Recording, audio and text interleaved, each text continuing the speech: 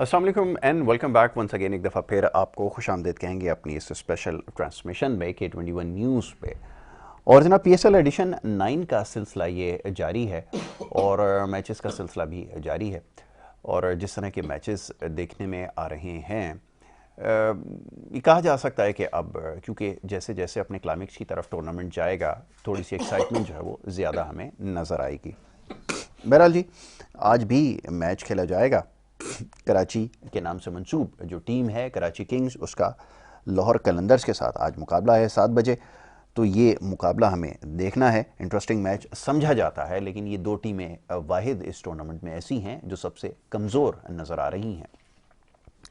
और कराची के नाम से जो मंसूब टीम है कराची किंग्स, उसके लिए आज मैच जो है वो बहुत अहम है, उसको ये मैच जीतना लाजमी है। दूसरी तरफ जो लाहौर की टीम है, वो पहले ही जो प्ले ऑफ्स का जो मरहला है उसके लिए क्वालिफाई करना उसके लिए बहुत मुश्किल हो चला था, और यकीनन उसके लिए इस मैच की अहमियत इतनी ज़्यादा नहीं है।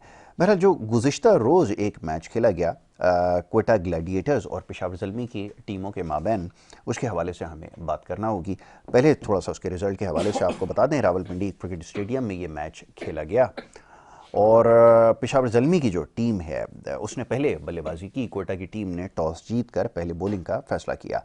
20 ओवर्स मुकर्ररा, उसमें 196 रन बनाने में पेशावर ज़ल्मी की टीम कामयाब हुई 8 विकेटों के नुकसान पर। और कोयटा ग्लैडिएटर्स की जो टीम थी वो 17.5 ओवर्स में ऑल आउट हो गई 120 रन बनाकर।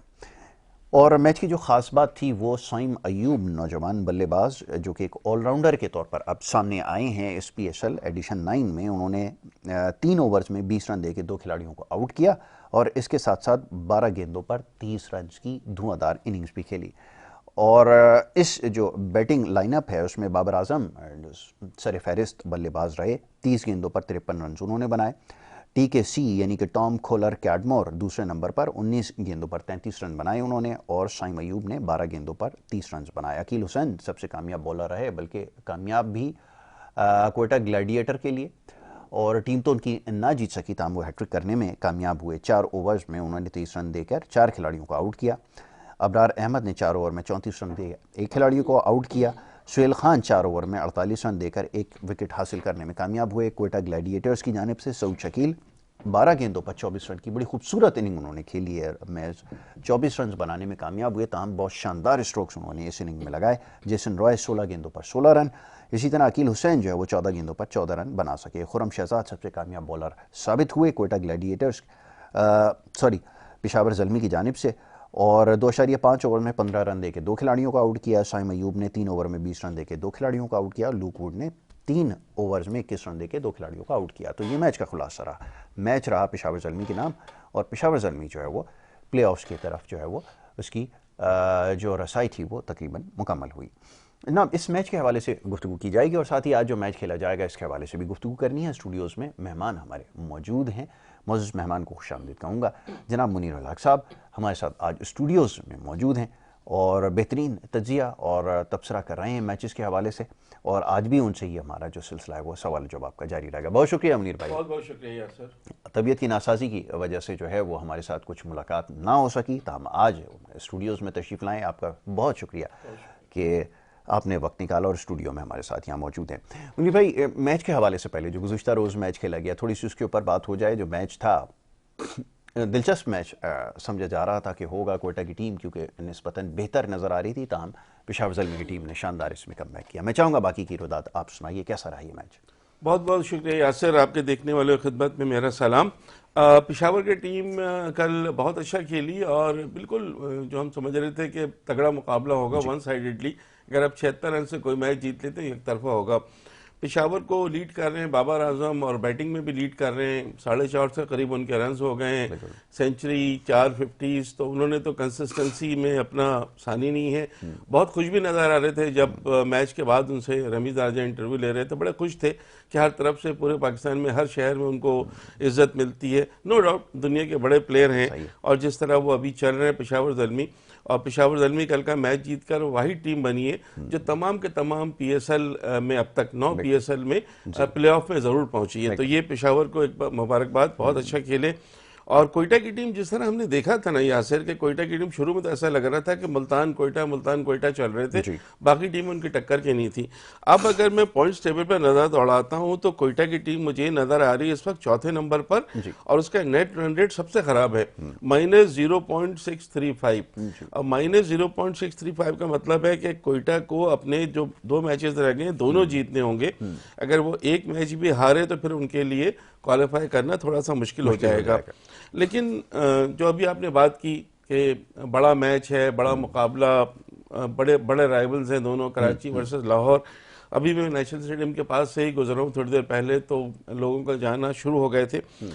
लेकिन अफसोस इस बात का है कि 2 ऐसी टीमों का मुकाबला आज हो रहा है इस PSL 9 की, अगर मैं बात करूं कि एक टीम ऑलरेडी बाहर हो चुकी है और लाहौर की टीम, और कराची की team is on the verge of exit. बहुत अच्छी बात है। बहुत मुश्किल है, नामुमकिन तो नहीं है, बहुत मुश्किल है। अब सिनेरियो ये बन रहा है कि कराची अगर अपने दोनों मैच जीत लेते हैं और इस्लामाबाद अपने दोनों मैच हार जाता है तो कराची क्वालिफाई कर सकता है। इस तरह कोयटा की टीम अगर अपने दोनों मैच हार जाए और कराची अपने दोनों मैच जीत ले तो कराची की टीम पहुंच सकती है। कोयटा के हवाले से ये कि कोयटा अगर दोनों हार जाता है और कराची दोनों जीत जाता है तो फिर तो नहीं है। लेकिन मसला ये है कि आज कराची का लाहौर से, लाहौर की टीम ने कमबैक किया है, पिछला मैच जीतकर रिदम में थोड़ी सी नजर आई है, तो कराची अगर आज जीतेगी तो ही उसमें रहेगी, वरना आज का मैच जो है वो डिसाइड कर देगा फिर प्लेऑफ में पहुंचने वाली चारों टीमों को, और कराची और लाहौर बाहर हो जाएंगी। बिल्कुल ठीक है। अब अगर हम कल के मैच की बात करते हैं ना, तो कल के मैच में जो अच्छी चीज थी वो तक साइम अयूब अब हमें एज एन ओपन बॉलर नजर तौर पर नजर आ रहे हैं। ये चीज आपने देखी होगी कि जब इमाद वसीम खेला करते थे T20 इंटरनेशनल, तो शुरू के 2 ओवर्स हम उनसे कराते थे जो बड़े अच्छा रहता था उनके लिए, और अब भी हम देख रहे हैं कभी अकील हुसैन यहाँ शुरू में ओवर्स करा देते हैं, इस तरह दीगर ममालिक में भी टीमें। तो जो हमें डिफरेंट चीज़ नज़र आई है साइम अयूब में यासिर, वो देखने वाली ये है कि जो गेंदे कर रहे हैं उसमें वो कैरम बॉल का इस्तेमाल कर रहे हैं। वो बड़ी यूनिक चीज़ है, क्योंकि इस टूर्नामेंट से पहले साइम अयूब को हम सिर्फ हार्ड हिटर के तौर पर, ओपनिंग बैट्समैन के तौर पर जानते थे। उनकी ये वाली जो बॉलिंग का जो उनके एडिशनल है वो चीज़ लोगों को नहीं पता थी। तो ये बहुत अच्छा हुआ है। कल मैन ऑफ द मैच भी रहे, 3 विकेटें भी ली, बड़ी जारहान इनिंग्स भी, मुख्तसर थी लेकिन बड़ी जारहान इनिंग्स उन्होंने खेली। सोहेल खान को पहली 2 गेंदों पर छक्का, फिर चौका, उसके बाद फिर वो आउट हो गए थे। लेकिन और ख़ास तौर से जो चीज़ नज़र आ रही है वो जो ओपन स्टैंड है, ओपनिंग स्टैंड बाबर का और साइम का, वो सबसे अच्छा है इस वक्त। सबसे अच्छी शराकत ओपनिंग स्टैंड में इन्हीं दोनों टीमों के लिए। एवरेज देखें आप, दूसरी चीज़ें देखें, तो ये चीज़ पेशावर के लिए बहुत अच्छी मुझे नज़र आ रही है। लेकिन अभी भी कोयटा को वापस आना पड़ेगा। अब कोयटा के कई मसाइल हैं ना। कोयटा का मसला ये है कि कोयटा के पास जो खिलाड़ी हैं, अब उनका कप्तान चेंज हुआ। शुरू के 2-3 मैचेस के बाद तो हमें लग रहा था कि बड़ा अच्छा कप्तान है और ये होगा, लेकिन उसके बाद as a batting performance Quetta के राइली रोसो की जो है बहुत ख़राब जा रही है। अब उन्होंने टोटल 122 रन बनाए हैं जो 6 इनिंग्स उन्होंने खेली है ना, 14, 18, 34, 30, 6, 10, 8, 7 इनिंग्स में उनके 122 रन हैं। तो नहीं वो कर पा रहे, ना कप्तानी को इनमें नजर आ रही है चीजें मैच 2-3 मैचेस के बाद, और ना बैटिंग में कोई नजर आ रही है।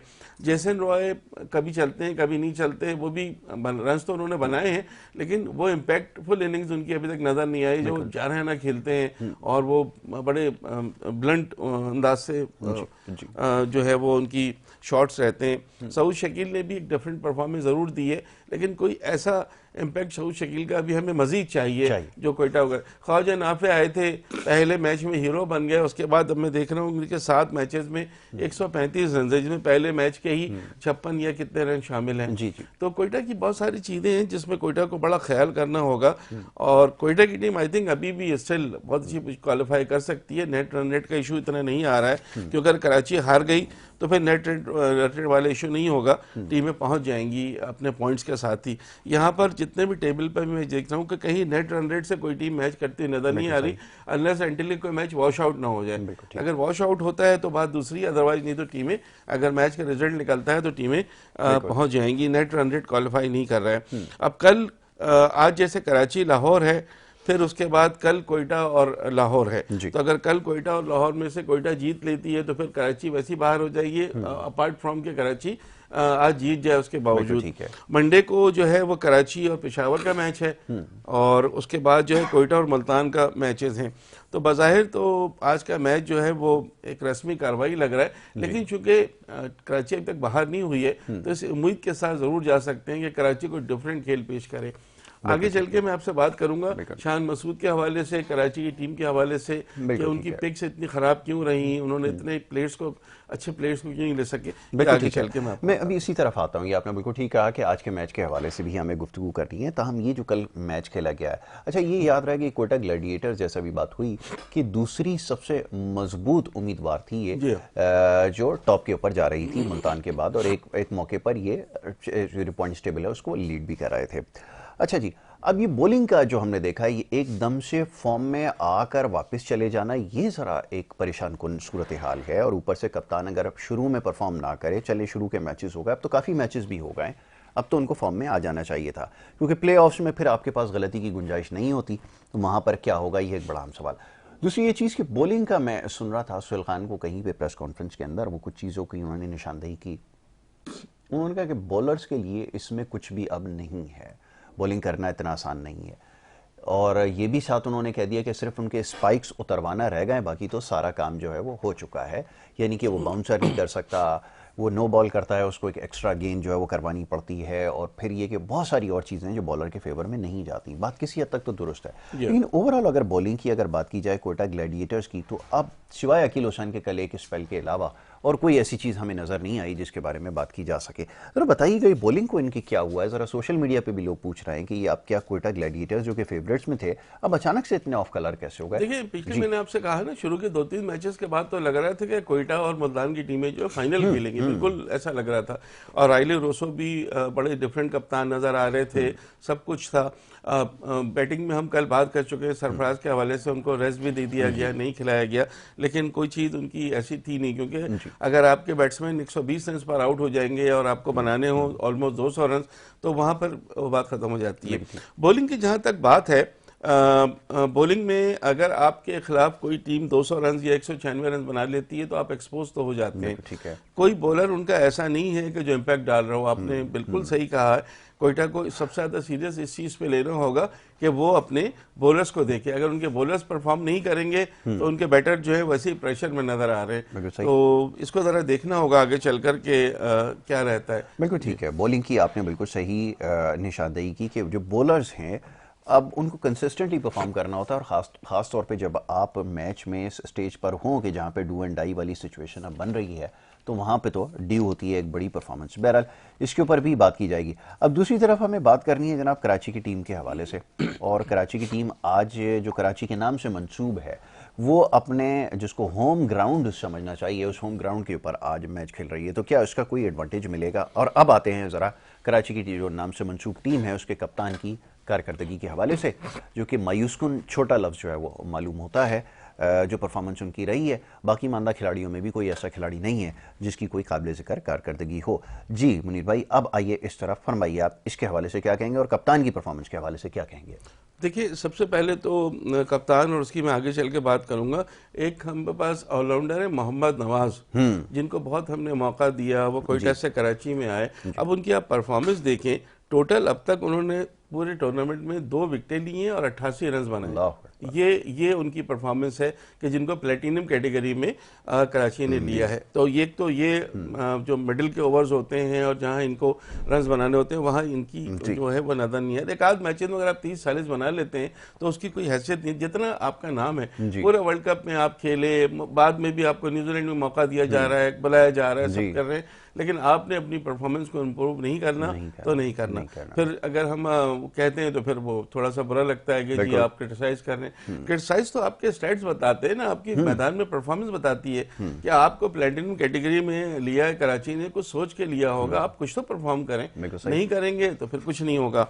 शान मसूद के हवाले से हम बात कर चुके हैं कि सबसे ज्यादा प्रेशर में अगर कोई कप्तान नजर आ रहा है पीएसएल में तो हमें शान मसूद नजर आ रहे हैं, because of the poor batting form. उनसे बैटिंग हो नहीं रही, वो ओपन भी कर रहे हैं, वो फ्रंट से लीड भी करना चाहते हैं, लेकिन नाकामी हो रही है उनको।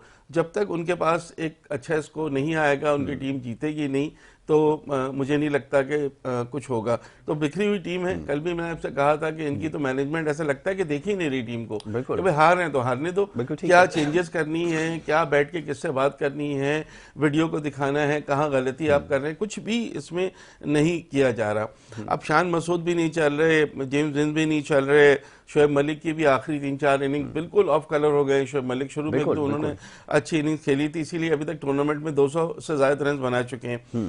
कैरन पोलार्ड अगर नहीं होते तो पता नहीं कराची की टीम का इस वक्त क्या हाल होता। वही बिल्कुल कुछ ना कुछ लाहौर की संभाला जैसी दे सूरत देते हाल हैं होती, बिल्कुल। आखिर में, मिडिल में और लेट ओवर्स में बैटिंग करके वो कुछ मौका दे देते हैं। अब आप किसकी बात करेंगे जब ओवरऑल हम सबकी बात कर रहे हैं, टॉप में कोई इनका बैट्समैन नहीं है, अगर शुरू में नजर दौड़ाएं कोई उनका प्लेयर नहीं है, तो फिर आप क्या करेंगे। हसन अली ने को लाया गया इस्लामाबाद से कराची में, उन्होंने कुछ बेहतर पोजीशन इस बिल्कुल हवाले ठीक से है। कि 13 विकेटें उनकी हैं और कुछ बेहतर बॉलिंग है, लेकिन हसन अली की बैटिंग को अगर हम थोड़ा सा कंसीडर करने की कोशिश करते हैं तो वहां भी वो फेलियर नजर आ रहा है। बिल्कुल अब आप जाहिद महमूद को लेंगे, अनवर अली को लेंगे, यही आपके पास है बिल्कुल ठीक है। पोर्शन। तो अब कराची की टीम को कराची का अपना होम ग्राउंड देखते हुए ये सोचता है डू और डाई तो उनके लिए है, लाहौर के लिए तो नहीं है। बिल्कुल लाहौर तो ऑलरेडी डाइट। बिल्कुल तो सही। लाहौर की टीम तो अपना रिदम पकड़ के कोशिश करेगी। जब आपको पता है लाहौर अगर अपने दोनों मैच जीत लेती है तो छठे से पांचवें नंबर पर आ जाएगी, कराची पांचवें नंबर पर जी छठे नंबर पर चला जाएगा। तो ये भी थोड़ा सा प्राइड का है कि बिल्कुल आखिरी टीम बिल्कुल आप कि ना आप बने, फिनिश अच्छा बल्कि करें फिनिश टूर्नामेंट अच्छा का, दैट करें। Is very important. ठीक है जी। अच्छा जी, गुफ्तगू को मजीद आगे बढ़ाएंगे। हमारे साथ इस वक्त टेलीफोन लाइन पर जमील भाई हैं, हमारे जमील अहमद साहब हैं, क्रिकेट एनालिस्ट हैं और बेहतरीन तज्जिया करते हैं, तबसरा करते हैं, टेलीफोन लाइन के जरिए हमें ज्वाइन कर रहा है। जमील भाई को खुशामदीद कहते हैं। जमील भाई बहुत शुक्रिया प्रोग्राम में ज्वाइन करने के लिए। जी जी, बहुत बहुत शुक्रिया। मुनीर भाई को मेरा सलाम हो। वालेकुम अस्सलाम जमील भाई। जमील भाई ये फरमाइए कि अभी बात हो रही थी ये कराची और जो लाहौर की टीमों के माबैन मुकाबला है। अभी बड़ी अजीब सी बात है कि इस टूर्नामेंट की जो सबसे कमज़ोर कड़ी है वो ये दोनों टीमें जो है वो नज़र आ रही हैं और ये आमने सामने हैं। मैचेस से क्या उम्मीद रखी जाए? अभी बड़ी खुलकर बात की है, मुनीर भाई ने निशानदही की है कि क्या क्या खामियां हैं, जिस तरह की सिलेक्शन हुई है टीम और उससे लेके कप्तान तक की परफॉर्मेंस, किस किस चीज़ की निशानदही करें और कब तक करते रहें। ये कितने ऐसे सीज़न गुजर गए कि जिसमें ये जो दो बड़े शहर पाकिस्तान के हैं, उनकी जो दो टीमें हैं वो इस तरह की कारकर्दगी दिखा रही हैं। इस बारे में मैं चाहूँगा थोड़ी सी बात हो जाए। जी फरमाइए, क्या कहेंगे? देखें यासिर भाई, बात यह है कि कराची किंग की कारकर्दगी ना 3 साल हो गए हैं जी और कारकर्दगी इसी तरह है। और इन्होंने 2020 के अंदर जो है ना पीएसएल जीता था, उसके बाद इनकी कारकर्दगी जो है ना वो तनज़्ज़ुल का शिकार है। बिल्कुल। अच्छा, अब मसला ये है कि जिस तरह ये खेले हैं इस पूरे टूर्नामेंट के अंदर, तो उससे तो कोई मतलब हम खास वो नहीं कर सकते, क्योंकि इनके 8 मैचों के अंदर जो है ना अभी 6 पॉइंट है।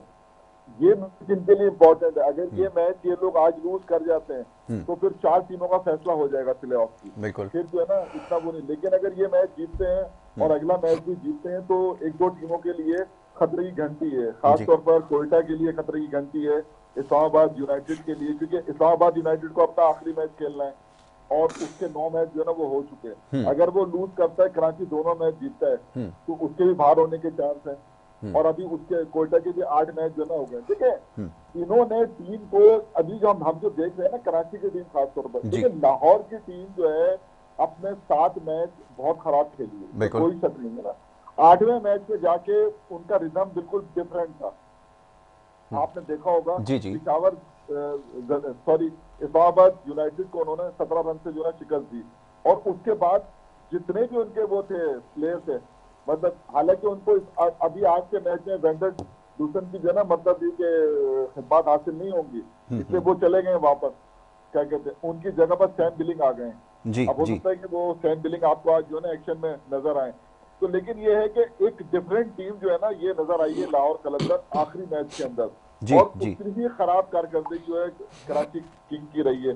तो इसको अगर आप देखते हैं तो बिल्कुल सही कहा है मुनीर भाई ने कि उनके लिए तो कुछ भी नहीं है, सिर्फ ये है कि अपनी साख बहाल करने के लिए जो है ना लाहौर कलंदर जो है ना मैच जीतना चाहती है, और इसको टूर्नामेंट में रहने के लिए मैच जीतना जो है ना बहुत जरूरी है। कारकर्दगी अगर देखते हैं ना, उनकी कारकर्दगी तो बहुत खराब है कराची किंग की। देखिए कप्तान साहब का फेलियर है, बिल्कुल उनका ये टूर्नामेंट बिल्कुल फ्लॉप खेला है उन्होंने। ठीक है, फिर आप अगर देखते हैं टीम शेफर्ड को ले लें या जेम्स विंस को ले लें, ये जो ओवरसीज प्लेयर थे ना इनके, वो जी। भी इतनी अच्छी कारकर्दगी जो है वो नहीं दिखा सके। बिल्कुल। फिर एक आपने 2 मैच आपको पोलार्ड ने जिता दिए। जी शुएब मलिक जो है ना वो 1-2 मैचेस में तो उन्होंने परफॉर्म किया, बाकी वो ऑफ कलर है। बिल्कुल।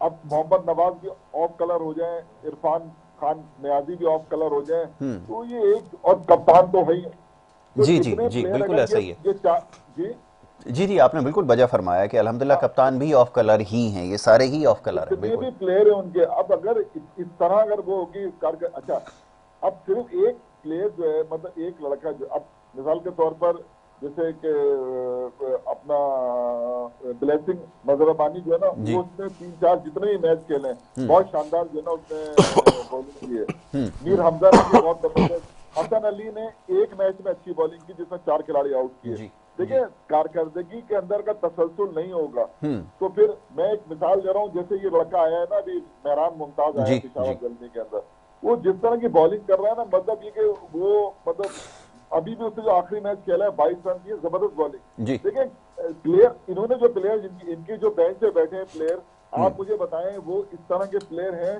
कि ये उनको मतलब ये कि वो करें। अभी कराची किंग के अंदर जो है ना एक लड़का है इखलाक, जी वो बैठा है, अनवर अली बैठा हुआ है। अच्छा, अरफात मिनहाज को इन्होंने अब तक जो है चांस नहीं दिया, लेफ्ट आर्म लेग स्पिनर है। जी। नवाज को ये लोग जो है ना खिला रहे हैं, तो आमिर को मोहम्मद आमिर खान को इन्होंने एक मैच खिलाया था। तो इनको देखें, इनको अब तो देखें, इनको तो चेंजेस तो कुछ करनी पड़ेंगी ना। अब ये नवाज कुछ करे या ना करे, उनको खिलाना है तो ये एक अलग बात है। देखें उन्होंने भी चांस लिया ना, याकूब को बिठा के, आरिफ याकूब को जी बिठा जी के, जी और जो है ना मेहरान मुमताज को खिलाया, वो वक्ती परफॉर्मेंस। तो यंगस्टर के ऊपर वो तो अपनी जगह चांस बनाने के लिए मेहनत करेगा। बिल्कुल सही है। मोहम्मद नवाज जो है ना, उनकी कारकर्दगी तो बहुत खराब है इस पूरे। और लाहौर कलंदर जो है, जी। लाहौर कलंदर की जो कारकर्दगी पिछले मैच में अगर वो उस जज्बे के साथ खेली तो मैं ये समझता हूँ कि क्या कहते हैं, मुझे वैसे पलड़ा जो है वो लाहौर कलंदर का फिर भी जो है ना वो भारी नजर आ रहा है। भारी नजर आ रहा है, बिल्कुल ठीक है।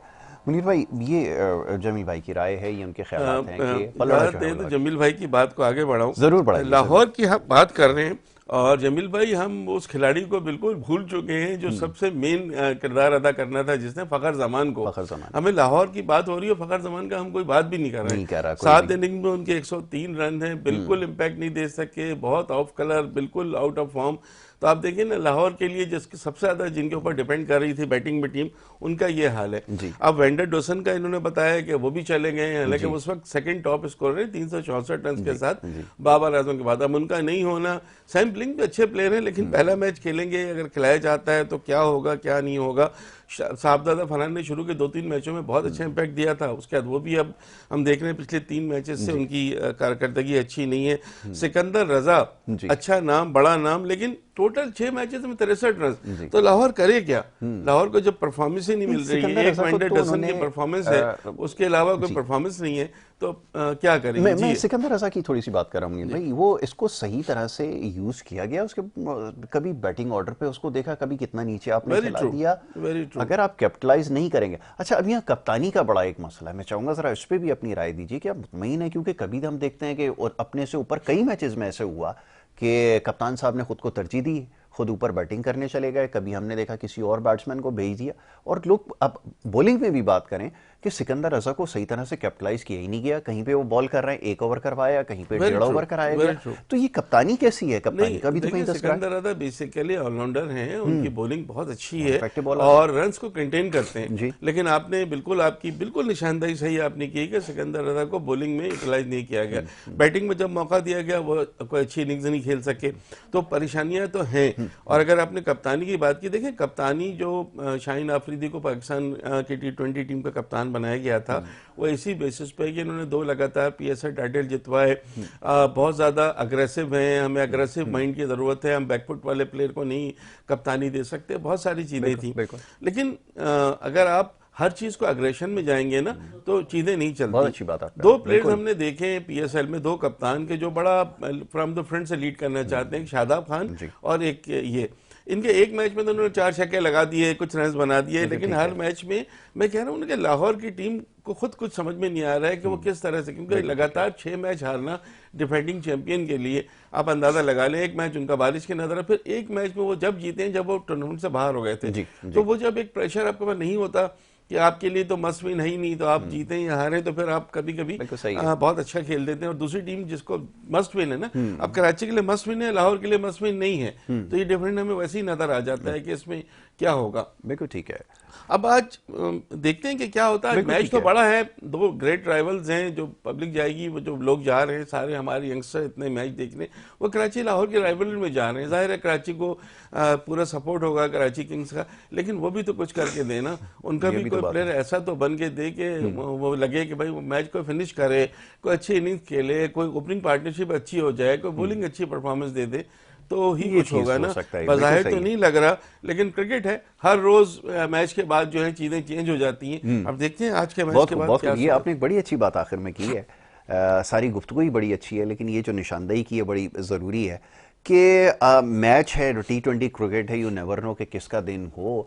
ऑन पेपर तो टीम आपकी जैसी नज़र आ रही है, उसका तो बारे में बात हो गई। जमील भाई आपकी तरफ आ रहा हूँ। लोगों में दिलचस्पी इस हद तक कम हो चुकी है जमील भाई, मुनीर भाई, कि ये आप देखिए कि कल एक चीज़ सामने आई कि इस दफ़ा ये जो शर्ट हम पहनते हैं बच्चे ख़ास तौर पे, ये मुख्तलिफ फ्रेंचाइजीज़ की, उनके साथ उनकी वाबस्तगी होती है, उसको सपोर्ट करते हैं। ये कराची की वाहिद टीम है जिसके लिए आपको ना कोई स्पोर्ट्स शॉप से, हमारी जो जो दोस्त हैं जी हाँ। हमारे, वो कहते हैं ना कोई इसकी शर्ट खरीदने के लिए तैयार है और ना ही कोई इसको सपोर्ट कर रहा है। इस नहज तक आपने कराची की टीम को पहुंचा दिया है कि वो दीगर फ्रेंचाइजीज जितनी भी है, पेशावर वगैरह की शर्ट्स तो बच्चे फिर भी खरीद रहे हैं, लेकिन कराची की टीम की शर्ट खरीदने के लिए भी वो तैयार नहीं है। जमील भाई फरमाइएगा। यार एक बात, मुझे आप एक बात जी, बताएं कि जी। अभी हमने खैर देखें, ये तो सारे जो कराची जो किंग की हमने बहुत बात कर ली। अब जो अभी आप बात कर रहे थे ना मुनीर भाई से जी, जी। कप्तानी की, जी। तो जो जो जिसने आपकी कौमी टीम की वो करनी है कयादत, उसकी कप्तानी पे तो उठेंगे, बिल्कुल सवाल उठते उठाएंगे। हैं। उसने जिस तरह की कप्तानी की है, देखें 2-3 मैचों के अंदर तो ऐसा है कि जीते मैच इन्होंने हारे हैं, जी, बिल्कुल समझे ऐसा ना, ही। वो सिर्फ कप्तानी की वजह से आ रहे हैं। बिल्कुल मिसाल आपने के सही। तौर पर जिसपे वेंडर डूसन ने कराची के खिलाफ 100 किए थे, बिल्कुल, वो बिल्कुल। मैच ये जीत सकते थे, समझे बिल्कुल। ना। जब आपकी पार्टनरशिप लगी हुई है और वो अच्छा खेल रहे हैं, आप बैटिंग करने एहसन भट्टी को भेज रहे हैं, जाबाद खान को भेज रहे हैं, और अभी आपने देखिए सिकंदर रजा इस वक्त बेहतरीन ऑलराउंडर है। जी। जब आप उसका इस्तेमाल ही नहीं करोगे, उसको कॉन्फिडेंस ही नहीं दोगे, प्लेयर तो बुरे नहीं थे। डेविड वीजे जो है वो देखे, उसने पिछले मैच के अंदर अपनी वो दिखाई ना झलक, 11 मैचों में 24, वो तो ऐसी छोटी छोटी इनिंग खेलता, 2 खिलाड़ी इसने आउट भी कर दिए। बिल्कुल। तो टीम को टीम बनने ही नहीं दिया जी। 8 मैच तक, और कप्तानी एक्सपोज हो गई है शाहिन अफरीदी की। बिल्कुल। अगर जो मैचेस देखे हैं या मैंने जो ऑब्जर्व किया है, उनके अंदर वो जो एक बात बताया ना, जब बाबर आजम को आपने हटाया था तो वाइस कप्तान कौन था उसका? बिल्कुल ऐसा। रिजवान था ना। रिजवान था। तो आपने क्यों नहीं बनाया उसको कप्तान रिजवान को? भाई जब अगर मतलब ये कि आप हटा रहे हैं, तो ये जो लॉबी सिस्टम है ना, इसकी वजह से हमारी टीम भी खराब होती है। और ये तो इसलिए हमें जो है ना बहुत सोच समझ के फैसले जो है ना वो करने चाहिए। अभी जो कराची की टीम है आपको बिखरी बिखरी नजर आ रही है, लाहौर की टीम थोड़ा सा पिछले मैच में कुछ नजर आई है, अदरवाइज तो वो भी मतलब नहीं कि इतना अच्छा पूरे टूर्नामेंट में नहीं किया है। बिल्कुल बिल्कुल ठीक कराची है। के लिए आज का मैच जितना जरूरी है, इसलिए अगर ये आज का मैच जीतेंगे तो टूर्नामेंट की जान आएगी। अगर आज का मैच अगर ये हार गए तो आखिर के 3-4 मैच जो होंगे ना, वो सिर्फ इसलिए होंगे कि कौन नंबर 1 पे आता है, कौन नंबर 2, कौन नंबर 3 और 4, फिर वो 4 टीमें जो है वो प्ले ऑफ में पहुंच जाएंगी। बिल्कुल कराची सही। अगर आज जीतेगी तो इस टूर्नामेंट में जान रहेगी। बिल्कुल ठीक है। अगर आपने बिल्कुल दुरुस्त फरमाया कि अगर जीतेंगे तो फिर इसके अंदर कोई जान होगी, अदरवाइज इसमें अब कोई ऐसी चीज़ बाकी नहीं है, और दिलचस्पी शायद बिल्कुल इनकी वैसे सही। ही कम हो चुकी है। मुनीर भाई आप तो स्टेडियम में देख चुके हैं कि तमाशाइयों की तादाद, वो तो बहुत सारी और भी वजूहत हैं, ताहम अगर क्रिकेट ही अच्छी हो रही होती तो शायद ये लोग जितनी दुश्वारियां हैं ये भी अबूर करके ग्राउंड पहुंच ही जाते। नहीं, ये मैं जिस किस्म की आपकी क्रिकेट बात, हो रही है, दुश्वारियां मुनीर भाई अपनी फरमाइए। जगह, जैसे आपने टी शर्ट की बात की, तो कोई प्लेयर ऐसा नहीं है ना कि जिसको आइडियलाइज करके या इंस्पायर्ड होकर आप उससे जाते हैं। बिल्कुल। जैसे अगर पेशावर की टीम खेल रही है तो बाबर आजम की टी शर्ट लोग पहन के जाते बिल्कुल। हैं, वो जाहिर है इतना बड़ा नाम है, दीगर टीमों में भी है, लेकिन कराची में शायद नहीं है। शान मसूद वो इम्पैक्ट नहीं डाल सके बिल्कुल। जिसकी जरूरत थी।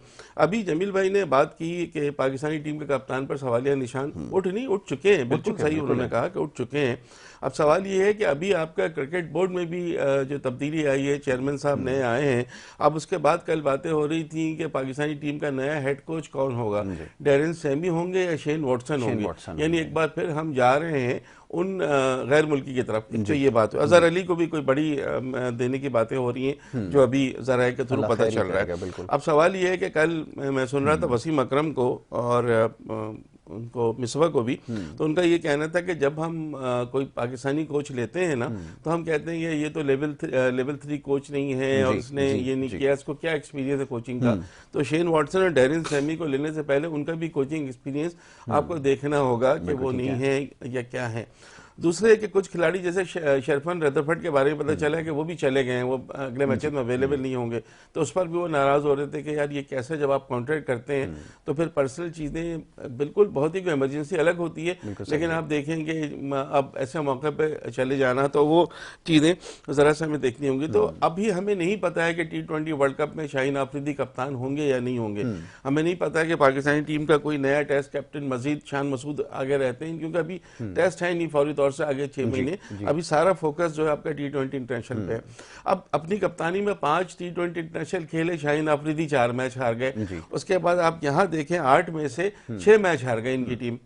एक मैच बारिश की नजर हो गया, एक मैच वो जीते। तो 6 और 4 10 मैच तो ये हार चुके हैं अपनी कप्तानी में। और PSL में का जहाँ डिफेंडिंग चैंपियन है, जब डिफेंडिंग चैंपियन ग्राउंड में जाती है तो जज्बा और जोश अलग होता है। वो चीज़ हमें नजर नहीं, खिलाड़ियों को उनको सपोर्ट नहीं मिला और वो थोड़ा सा वो हैं शेकी नजर आ रहे हैं चीज़ों में। उनमें वो चीज़ नहीं है जो एक कप्तान में होनी चाहिए, वो चीज़ नहीं है। और फिर जब रिजल्ट नहीं आता है ना यासिर, तो फिर तो बहुत सारी चीज़ें निकलती हैं। फिर आपकी बॉडी लैंग्वेज देखी जाती है, आपकी फॉर्म देखी जाती है, आप किस मौके पर किस खिलाड़ी को, किस बॉलर को यूज कर रहे हैं, किस बैट्समैन का ऑर्डर आप चेंज करें, सारी चीजें कप्तान के हाथ में होती हैं। तो उस हवाले से तो जाहिर है सवाल निशान उठ रहे हैं। तो क्या ये हो सकता है कि हमारा जो असल इम्तिहान है वो अभी बाकी हो, ये जो आने वाले मैचेस हैं न्यूजीलैंड और इंग्लैंड के खिलाफ, और हमें तो हम शुरू से देखते आए हैं जब से पाकिस्तानी क्रिकेट को फॉलो कर रहे हैं कि जो माजी में जो कुछ हुआ आप उसे भूल जाएं। अगर आप 1 या 2 मैचेस अगर लगातार जीत जाएंगे तो उन सारी शिकस्तों को भुला दिया जाएगा, उन सारी खामियों के ऊपर पर्दा पड़ जाएगा, सबकी नौकरियां भी बच जाएंगी। असल में तो हमारा जो बोर्ड है और जितना भी हमारे जो करते धरता लोग हैं, इनको असल में नौकरी बचानी होती है ना। सबको, कोच को अपनी नौकरी बचानी है, कप्तान को अपनी नौकरी बचानी है, बचती किसी की नहीं है, तो बचती किसी की नहीं है। ये भी बड़ा कमाल है कि आज तक ऐसा हुआ नहीं है कि किसी की नौकरी बच जाए। तो ये नौकरी बचाने का सिलसिला, अब एक मौका इनको मिलेगा न्यूजीलैंड और इंग्लैंड के खिलाफ। ये सवाल मैं जमील भाई की खिदमत में रख देता हूँ, फिर आपसे भी पूछ लूंगा। जमील भाई ये बताइए कि अभी नौकरी बचाने के लिए आगे T20 मैचेस तो हैं, और अगर उसमें जीत गए और अगर ऐसा हो गया तो फिर सबकी नौकरियां बच जाएंगी। तो क्या ये अभी नौकरी बचाने का मौका भी इनके पास वाकईतन बाकी है? ये जरा फरमाइएगा।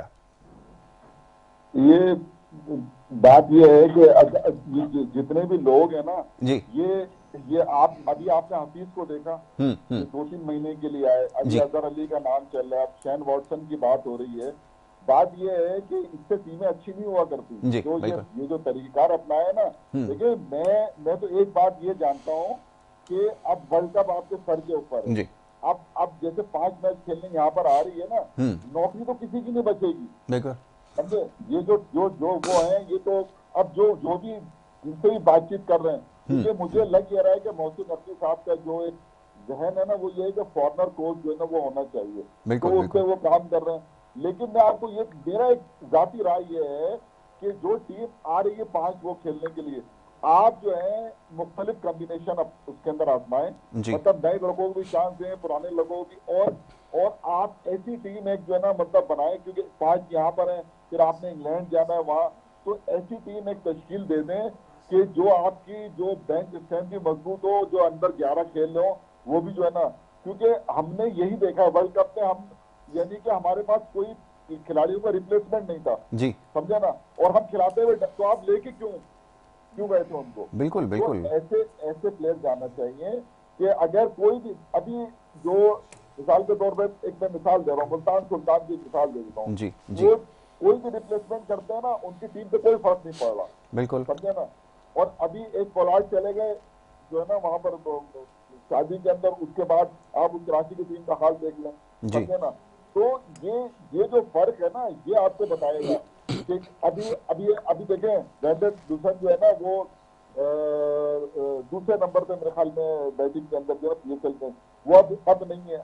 अब जो ये जो आज जो मैच हो रहा है शदीद शिद्दत से कमी जो है ना उसकी जो है ना वेंडर डूसन की इनको होगी। बिल्कुल सही। बिलिंग बहुत अच्छा प्लेयर है लेकिन चूंकि पहला मैच खेलेगा जरूरी नहीं स्पेंट ये जो स्पिन ट्रैक होते हैं यहाँ पर ये खासतौर पे कराची में अब वो वहाँ किस तरह की कारकर्दगी के साथ है वो अलग बात है क्योंकि जो पिछले मैच के अंदर भी उसने बहुत अच्छी बैटिंग की थी आखिरी जो मैच 64 रन शायद किए थे वेंडर डूसन ने। तो इस तरह के प्लेयर जो है ना जब आपकी टीम के अंदर नहीं होंगे तो लाहौर तो खैर वो स्ट्रगल कर ही रही थी। एक मैच उन्होंने अच्छा खेला बाकी पूरा टूर्नामेंट खराब खेला है। कराची की कारकर्दगी भी खराब है। अलबत्ता जो आपने सवाल किया है जी तो भाई जो ना क्या कहते हैं जितने भी ये जो ओहदेदार होते हैं ना ये इसी चक्कर में रहते हैं कि किसी तरह से हम मैच जीत जाए तो हमारी नौकरी जो है नौकरी बच जाएगी। इसी पे सब गामजन है। बिल्कुल ऐसा ही है, सबकी नौकरियां महफूज रह जाएं। जी मुनीर भाई अच्छा, क्या बताना चाहेंगे? तो ताज़ा तरीन न्यूज़ ये है कि कराची किंग्स ने टॉस जीत लिया है और पहले बॉलिंग का फैसला किया। इसका मतलब लाहौर के बैट्समैन मैदान में उतरेंगे, बैटर्स और रन स्कोर करने की कोशिश करेंगे। जो प्लेइंग 11 है अगर आपकी इजाजत हो तो मैं जिक्र दूं। बताइए। लाहौर की टीम में आज ताहिर बेग को मौका दिया गया। फखर जमान, ताहिर बेग, अब्दुल्ला शफीक, शाय होप ये विकेट कीपिंग करेंगे। सिकंदर रजा, एहसन हफीज भट्टी, डेविड वीजा, शाहीन शाह अफरीदी, जहादात खान, जमान खान और तैयब अब्बास। बिल्कुल ठीक अच्छा है। कराची की team James Vince, Tim Seifert, Shan Masood, Shoaib Malik, Kieron Pollard, Irfan Khan Niazi, Anwar Ali, Arafat Minhas जो भी जमील भाई कह रहे थे बहुत अच्छा ये टैलेंट है, इनको मौका दिया गया है। हसन अली, जाहिद महमूद और मुज़र रबानी। तो ये टीम है कि जो उतारी गई है। जिस तरह मेहरान मुमताज़ ने अपना एक इम्पैक्ट डाला है इस तरह अरफात मिनहाज भी अपना इम्पैक्ट डाल सकते हैं। फैसल अकरम, मेहरान मुमताज़, अरफात मिनहाज ये वो लेफ्ट आर्म लेग स्पिनर रहेंगे जो पाकिस्तान जिनको देख रहा है कि ये आगे जाके पाकिस्तान की टीम का हिस्सा बन सकते हैं। तो सबसे ज़्यादा अच्छा इम्पैक्ट तो अभी मेहरान मुमताज़ डाल चुके हैं कि उनकी बॉल में स्पिन भी बड़ी वेरिएशन है जो हमें शायद अपनी गेंद में नजर आती थी। कभी कभी वो एकदम से वो तेज गेंद डाल देते थे और मेहरान मुमताज़ में कॉन्फिडेंस भी नजर आ रहा है जो यंग गेम होता है। जैसे हमने फैसल अकरम को देखा था कि पहले मैच में बड़ा अच्छा था लेकिन दूसरे मैच में वो घबरा गए थे। रन्स पड़ते हैं तो पता चलता है। तो आज करें आज अरफात मिनहाज भी हमें कुछ नजर आए तो अच्छी पोजीशन में हो। देखिए पाकिस्तान क्रिकेट टीम के कप्तान की या जो भी बात हो रही थी ना शाहीन शाह अफरीदी के हवाले से, मैं आपको बताऊं हर क्रिकेट बोर्ड किसी एक प्लेयर को पकड़ के उसको आगे कर देता है। कभी मिसबा आगे हो जाते हैं, कभी हफीज़ आगे हो जाते हैं। इस वक्त जो आगे हैं ना हमारे चेयरमैन के नज़र में वो हैं वहाब रियाज जो मिनिस्टर भी थे अभी निगरा उस सेटअप में। तो वहाब रियाज इस वक्त की रोल अदा कर रहे हैं। होगा वही जो वहाब रियाज चाहेंगे जो हमें दिखाई दे रहा है। वैसे तो अपने दौर से कुछ इंटरनेट तब्दीलियाँ भी कर रहे हैं, कुछ बड़े पैमाने पे लोग अभी इंडक्ट होने शुरू हो गए, एक दो इंडक्ट भी हो गए। Senior general manager I think कोई अभी आए हैं साहब और भी कुछ चीज़ें वो कर रहे हैं लेकिन सारी चीज़ें आपको पीएसएल के बाद ही सब मंजर यहाँ पे आएंगी। लेकिन वहाब रियाज का कह रहे हैं कि बड़ा कंट्रीब्यूशन होगा, अमल दखल होगा जैसे एक वक्त में मिसबा का होता था फिर अभी हफीज़ का हुआ। तो ये चीज़ अब देखनी होगी कि अगर वक़ार वहाब रियाज सामने आते हैं तो वो किसको कप्तान बनाते हैं, क्या कंटिन्यू करते हैं शाहीन अफरीदी के साथ। क्योंकि जो मैचेस हैं 5 न्यूजीलैंड से, कराची में कोई मैच नहीं है, लाहौर इस्लामाबाद में 5 मैचेस होंगे। तो वो टीम कौन सी खेलती है, फिर इंग्लैंड जाते हैं वहाँ डिफरेंट माहौल होगा, यूएस में मैच है वहाँ डिफरेंट माहौल होगा। तो ये बहुत सारी चीज़ें हैं जो अभी नई मैनेजमेंट को सोचनी होगी। फिर अब से ये सिलसिला शुरू हो जाएगा और फिर इंशाल्लाह आगे चल के जो बात करेंगे टीम सिलेक्शन के हवाले से सबकी नज़रें इसी पर हैं कि क्या ऐसी टीम बनाएंगे, तश्कील देंगे जिसको ये मौका देंगे। और होना तो ये चाहिए था कि एक टीम पहले से जो है वो बना ली जाती ताकि वर्ल्ड कप से पहले ये जो प्रैक्टिस का मौका मिल रहा है मैचेस, इसको जो है मैचेस को भी मुकम्मल करते और फिर आगे जाकर जनाब जो है वो आपके पास वो लड़के होते। लेकिन अभी तक प्लेइंग 11 ही हमारी जो है वो डिसाइड नहीं हो पाई है, कोई हतमी बात नहीं की जा सकती। जमीन भाई आखिरी जुमला इसी हवाले से आपसे लूँगा कि कोई अगर हतमी टीम अगर कहा जाए कि कौन से ऐसे लड़के हैं, क्योंकि लामहला यही वो लड़के हैं जिन पे आपकी नज़रें हैं। आपको फ़खर ज़मान पे एक मैच का इंतज़ार करना है, अगर किसी एक मैच में परफॉर्मेंस देंगे तो शायद उसी को बुनियाद बनाकर उनकी फिर सिलेक्शन होगी और उसके बाद फिर वही होगा हमेशा से जो होता आया है कि वो एक जो है उनकी कारकर्दगी का ग्राफ आप देखें, सिर्फ एक एक परफॉर्मेंसेस के ऊपर आगे आपने 10-10 सीरीज़ में उनको मौका दिया और नतीजा आपके सामने। तो शायद यही कुछ टीम सिलेक्शन होगी, उनकी एक परफॉर्मेंस का आप इंतज़ार कीजिए। क्या वाक़तन इस दफ़ा भी ऐसा ही होगा? जमील भाई आखिर में चाहूँगा ज़रा इस पर भी तबसरा कर दीजिए। अगर वो नहीं भी देंगे परफॉर्मेंस तो भी उनका सिलेक्शन होगा। अरे वाह, ये तो आपने बिल्कुल सही कहा, ये बिल्कुल सही है कि अगर परफॉर्मेंस नहीं भी देंगे ये तो मैं तो मतलब जो मैं देख बहुत रहा हूँ खूब, ना, बहुत खूब। वो परफॉर्मेंस दें या ना दें, एक बात जरूर करनी है मुझे। जी जी जी जी ये जो अभी बात हो रही थी कि शेरफन रदरफोर्ड जो है ना, मुनीर भाई ने बताया कि वो चले गए, जी लेकिन अगर कोयटा ग्लेडिएटर्स की टीम जो है प्ले ऑफ में पहुंच जाती है तो वो वापस आ जाएंगे। बिल्कुल ठीक है, मतलब हाँ, तो ये गुंजाइश थोड़ा सा मौजूद है मतलब, बिल्कुल ठीक है। हाँ, लेकिन मुझे मुझे आज इसके बच्चे के खेलने की बड़ी खुशी हो रही है। अरफात ये मिनास। अरफात मिनास। जी जी जी, जी क्योंकि मैं अरफात मिनाज जो है ना, हम्म इसको मैं बहुत अच्छा लेफ्ट आर्म स्पिनर है जैसे वो है। अब ये कि आज कैसी बॉलिंग करता है, लेकिन मुझे थोड़ा सा टीमें जो है ना अब बैलेंस हो गई है। जी तो बिल्कुल ठीक। वेंडर ब्रूसन के जाने से, और जो उन्होंने, क्योंकि उन्होंने सैम बिलिंग को भी नहीं लिया और इन्होंने इमरान ताहिर को नहीं लिया, समझे ना, तो बिल्कुल इस ठीक। वजह से टीमें मुझे बैलेंस ही लग रही है। दोनों टीमें बैलेंस ही हैं, यानी कि दोनों मुकाबला होगा कि कौन मेन जो इशू होगा। है ना, वो एक टीम के ऊपर प्रेशर नहीं है जीतने का, बिल्कुल सही और है। दूसरी टीम को लाजमी जीतना है, तो ये बहुत बड़ा बिल्कुल ठीक है, ये एक फर्क साइकोलॉजिकल होगा वाज़ेह। ठीक है जमील भाई, thank you so very much, बहुत शुक्रिया आपने हमें प्रोग्राम में वक्त दिया। मुनीर भाई आपका बहुत बहुत शुक्रिया, शुक्रिया। दोनों मोअज़्ज़ज़ मेहमानों का कि उन्होंने प्रोग्राम में यहाँ पे शिरकत भी की और बड़ी अच्छी गुफ्तगू भी हुई, और इंशाल्लाह आगे चल के फिर इन मामलात पर गुफ्तगू होगी। अब टीम सिलेक्शन के हवाले से तो बातें होंगी, और कप्तान की अगर परफॉर्मेंस ऐसी हो तो यकीनन फिर सवालात उठते रहेंगे, और ये सवालात हम उठाते रहेंगे। ये सिलसिला इंशाल्लाह कल भी जारी रहेगा। यहाँ पर प्रोग्राम का वक्त खत्म हो जाता है। मोहम्मद यासिर और हमारी टीम को अब इजाज़त दीजिए। अल्लाह ने के बाद।